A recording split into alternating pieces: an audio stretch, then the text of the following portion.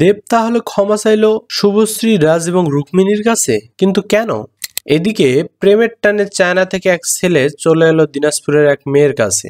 প্রথমেই থাকছে দেবের ক্ষমা চাওয়ার বিষয়টা। কিছুদিন আগে ধূমকেতু সিনেমার ট্রেলার লঞ্চের অনুষ্ঠানে অনেক বছর পর দেব শুভশ্রীকে দেখা যায় এক মঞ্চে। আসলে দেব শুভশ্রীর ব্রেকআপের প্রায় অনেক বছর পর তারা স্টেজ শেয়ার করেছে, আর এতেই হয়ে যায় দর্শকেরা নস্টালজিক। অনেকে মন্তব্য করে, আহা এত সুন্দর জুটি ছিল, কেন যে ব্রেকআপ হলো। অনেকেই আবার মন্তব্য করে দেব রুক্মিণীর চেয়ে দেব শুভশ্রীকেই বেশি মানায়। সেই অনুষ্ঠানে দেব ও শুভশ্রীকে তাদের বিখ্যাত সিনেমার গানগুলোয় পারফরমেন্স করতে দেখা যায়। এতেই দর্শক এতটাই নস্টালজি হয়ে পড়ে যে বিভিন্ন ধরনের নেতিবাচক ইতিবাচক কমেন্ট পড়তে থাকে। টালিপাড়ার এই জুটি এতটাই জনপ্রিয় ছিল যে দর্শকরা শুধু দেব এবং শুভশ্রীর প্রেমের রসায়ন দেখতেই হলে যেত। বহু বছর পর প্রিয় জুটিকে এক মঞ্চে দেখে দর্শক মহলে বিভিন্ন গুঞ্জন ওঠে। এরই প্রভাব দেখা যায় দেবের রিসেন্ট ইন্টারভিউতে। দেব বলেন, আমরা অনেক ঝামেলা কাটিয়ে শুভশ্রী, রাজ, আমি এক মঞ্চে এসেছি। মানুষের আমাদের নিয়ে ভ্রান্ত ধারণা ছিল। অ্যাকচুয়ালি দেব শুভশ্রী জুটি কিন্তু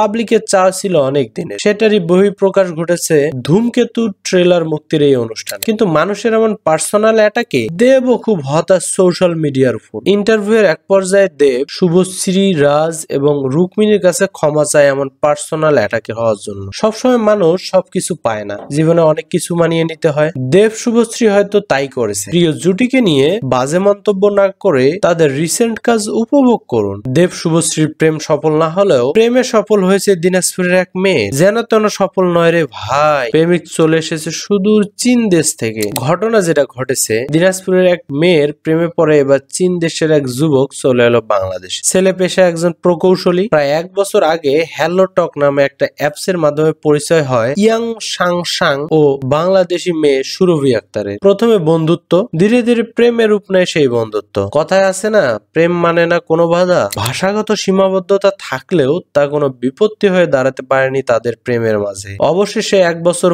পর যখন ইয়াং সং সুরভিকে বিয়ের প্রস্তাব দেয়, তা কোনোভাবেই প্রত্যাখ্যান করতে পারেনি বাংলাদেশি মেয়ে সুরভি। তবে শর্ত জুড়ে দেয়, ইয়াংকে আসতে হবে বাংলাদেশে, হতে হবে মুসলিম, তবেই তাকে বিয়ে করতে রাজি সুরভি। কিন্তু প্রেমের পথে এসব কোনো বাধারে ভাই। প্রেমিক যুবক ইয়াং সং সব শর্ত মেনে নেয় সুরভির। এরপর তিনি ইসলাম গ্রহণ করেন সুরভিকে বিয়ে করার উদ্দেশ্যে। তারপর জানা যায় ইয়াং এবং সুরভি বিয়ে করে এখন সুরভির গ্রামের বাড়িতেই আছে। বিষয়টি পরিবার ও এলাকাবাসী ভালোভাবেই মেনে নিয়েছে। যা হোক, প্রেম করলে এমনই করা উচিত যে 1000 কিলোমিটার দূর থেকেও প্রেমিক প্রেমিকা চলে আসবে আপনার কাছে। ভাষাগত দ্বন্দ্ব থাকলেও ভালোবাসার মাঝে কোনো দ্বন্দ্ব থাকবে না।